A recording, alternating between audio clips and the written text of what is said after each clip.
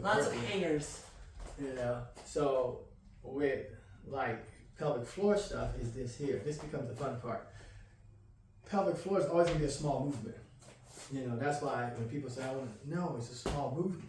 But if I go here, so a lot of times, we'll go back glute med first. If I go here, a lot of people are gonna go here and they're gonna try and lift these up with the hip flexor. It's not gonna be a hip flexor. At most, it's gonna be the fact that your spine is coming forward. So most people are gonna curl up this way here. Now, or the better way is this here, same thing. All I want to do is take my thigh and pull it to my belly. So I'm going to screw them together, which becomes glute med action. And now because of glute med action, you can get that action.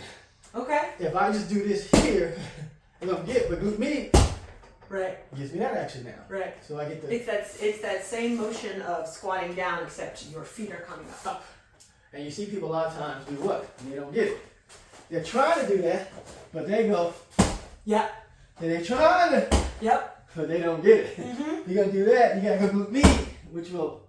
Okay. Yeah. So it works better from somewhere like here because you actually get the clearance to... Yeah. There you got pivots to. And the glute med, preferentially hitting the side. It's that side capsule. Yeah. Like is that anatomically why it has? Because it doesn't have a kind of front back. It's just literally like pull. Like if I take these pants, pull down.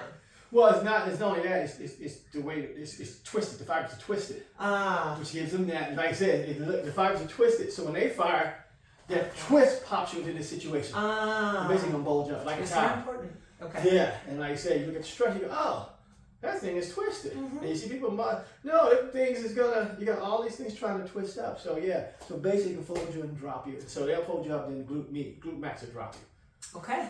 You know, so that becomes fun. Now you put pelvic floor on this, thing is gonna happen is this here. If, this will be a cool breathing thing. So most of the time, say I'm here. And I want to breathe, you know, or I'm just hanging, you know, can't really breathe, because everybody's already stretched out. Perfect neutral doesn't work that well. But watch this. You get here, push the pelvic floor down. That's literally going to be my drill, so I can. All of a sudden, you just made the vacuum happen. So it's like a reverse plunger in a sense. People think it's going up, but no, you got. When I have a plunger, what do? I pull it down to something. Yes. Yes. So the breathe, my own pelvic floor stuff and the breathing. Part of my theory was like, I think this is all just this. But you got two ways it could go. Yeah. And this is always so tight. Yeah. So if I could figure out that reverse plunger instead of the other, I think it'll pull everything. Pull everything past it, you know. So, but it's the other part too. So, because people are used to doing this here, and this is where the problem comes in at. Where if I take my pelvic floor and pull it into me, which is why I cough for it. Because basically pull the pelvic floor into you really fast, and just sneezing is a diaphragm issue. Choo! Right. Not a pelvic floor issue. People say, no, one's a pelvic floor issue, one's a diaphragm issue. And so, but people are used to, they say pull it up in you. No, don't do that, because then you really just cut off the air, because now the pressure's going up as you're trying to breathe in. It's not going to work. So if I relate this to jumping, at that point where you are hitting the ground to try and propel yourself up, that should not be a lift your pelvic floor. It should be a down. Down. So like even if I drop from here, most people, and you wonder why, because your pelvic floor got stuck. But if you do the same thing, keep moving it down, you keep air, and everybody works out. So all that air goes out of you now instead of being jammed up in you with no place to go. Okay. You know, because people forget that we're a contained system, and you can. It's internal pressure. It's internal pressure instead of letting it out. You know. So then you get into this right here where, but once again, when people think pelvic floor, they think Kegel. They think I want to pull things together. You know, which is also along like no, that's not gonna work that way. You know. But same thing here.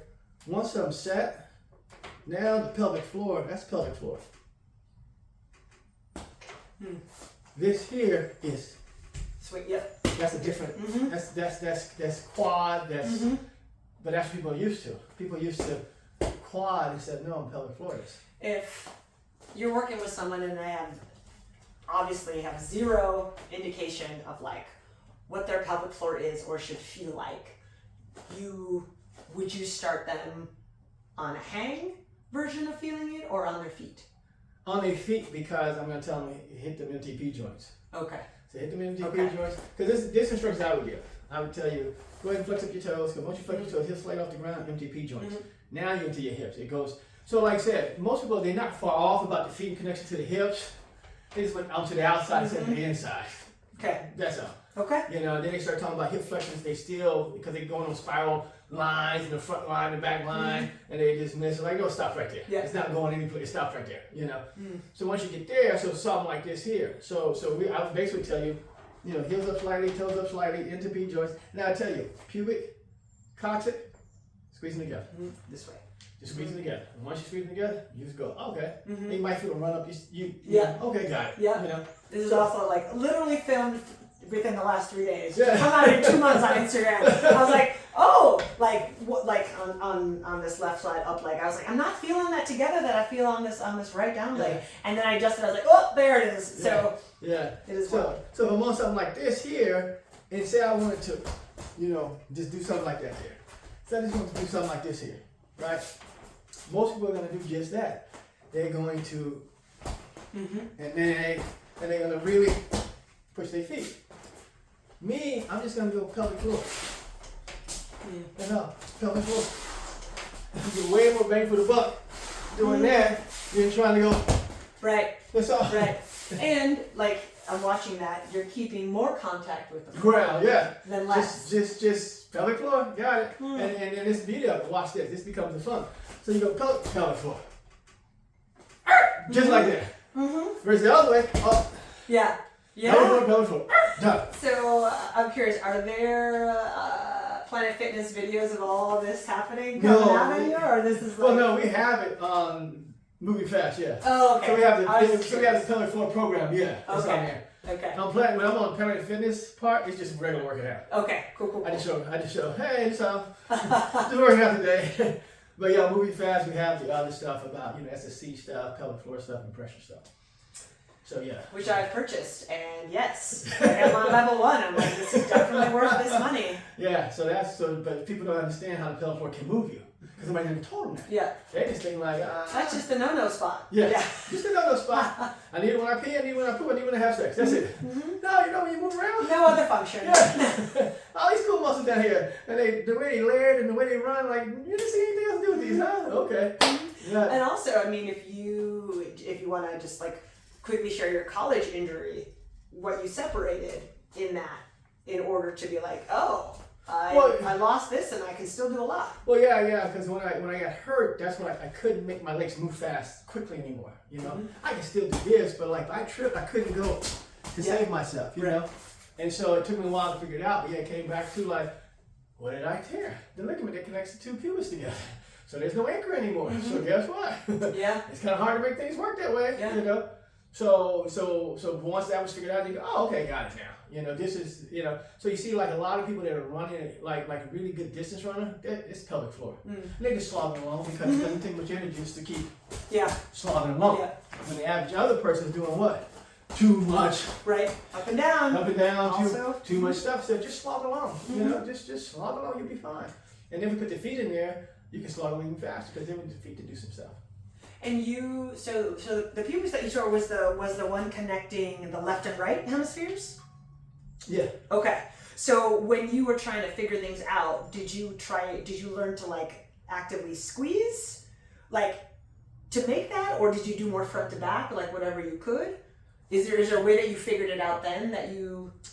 Well, it was always front to back, and then once you look at the pictures and you see the split, you know, because my thing has always been, you know, like you had this 3 parts. You had this brain, and then you had this left side and this right side. And the brain says, hey, if I put those two together, I can actually go someplace. Right. You know, Okay. so the brain got these two things. So but where's this split really known at? Here. I got this left and right, and then like you said, you have this hip, and you have the sternum in the back, not the sternum, but what's the word I'm looking for? Sacrum? Sacrum, yeah. You have the sacrum, and these things are connected to this sacrum. So I got this left half, right half connected to this here. But in the front, there is no connection for this. So, and then you see how the muscles run. Then you have the anus and penis or vagina, whatever you want, and everything's running around these things. So it's a front to back issue, not a left to right issue. You know? Okay. So, and so when people, and if you look at men and women, once again, women have this large transverse, men have a small one. But same thing, around the anus, men have muscles, women don't. So you go, okay, if you pull this in, you got too much stretch material to deal with. But front to back, guess what? Yeah. You got these muscles still. And that's the connection point. Because if it's all running in this direction, if it looks like it's running in this direction with the few there, you're like, this isn't actually it. It's that to engage. Right. And then if you look at a muscle that's curving around something, how does it engage now? Just kind of like with the meat. You know, it's not a stripping down thing anymore. Yeah. It's actually running circular. So when it's contract, what is it going to do? It's going to squeeze up. It's going to bunch up better than anything else can bunch up. Now at the same time, you can do some things where like, oh, I can go this way or this way. So it gives you different options, you know, and everything. But even with movement, it becomes so simple because if I want to jump, you know, say if I want to jump, you know, most people would go like that. Me, I'm going to make one go down, one go up. That's all I'm going to do. One down, one up, and I'm going to jump. Versus actual. Right. And so that's where people get confused and Togetherness. they think that, you know, you can do this thing without muscle. No, you got this other muscle that's working. It's not the fascia system. It's not the elasticity system. Not this other system. You got these little muscles that really run the whole show. You know, and even like when people go, you know, people talk about spinal injury, and this would be fun here. So, and because I know this, you don't know this, you know, like we said, known and should have known. Yeah. But watch this, it's gonna be cool. So go ahead and face that way. Okay. And up arm or down arm is left arm. Down arm is right. Right arm. Okay. So from a running motion, this is what's gonna happen. Put this arm up here. Okay. Put this arm right here. Okay. So now, all we're gonna do is stroke one time and then let them return. Okay. Stroke one time, let them return. And see what happens? Your spine will twist with you. Now stroke them both ways. So just go. No, just go this way here. See what happens? Spine doesn't rotate anymore. Gotcha. So people have taken this arm stroke to think that it's a spinal injury thing. Well, no, it's just a rotation thing because they only rotate. They rotate one way, swing back the other way, rotate. But when people do this here, now it gets because you're killing the ability to rotate. Right. So makes sense. So that's why you see distance run really good distance. What do you see? You see a lot of this. Why? Because they got one way. I'm gonna go this way. They gotta do it for a long time. They're using what they got. Right. And they're trying to recycle. You know, so you're getting things like that where people have just misinterpreted. Much less about looks. It's much less about looks in that game. Yeah. There's a lot of, but that's different. Yeah. Like they might be right. They might be onto something. And so